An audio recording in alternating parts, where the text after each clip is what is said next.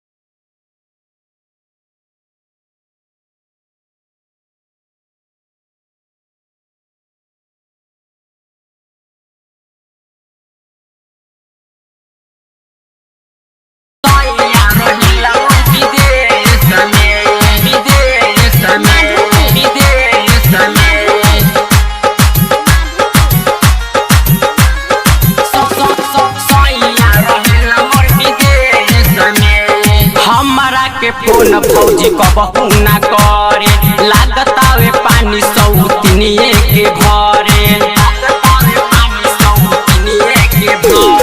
हमरा के फोन फौजी कबहू ना करे लागतावे पानी सौतनिए के भरे चढ़ल जवानी से चुए हमर पानी बदलीला रोज ड्रेस में हमरा के छोरी भौजी भातारा रहेला मोर विदेश में सैया रहेला मोर विदेश में हमरा के छोरी भौजी भातारा रहेला मोर विदेश में सैया रहेला मोर विदेश में।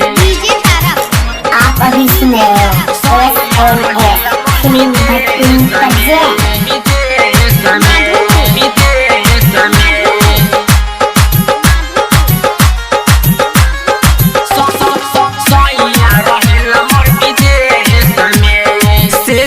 पयात फौजी रोज रोज आवे राइटर सोनम राज अब नाही भावे से जिया पयात फौजी रोज रोज आवे सरोज पप्पू बिगन अब नाही भावे श्यामराज शर्मा से कहे में भौजी ठोके में बरका केस में हमरा के छोरी भौजी भातारा रहेला मोर विदेश में।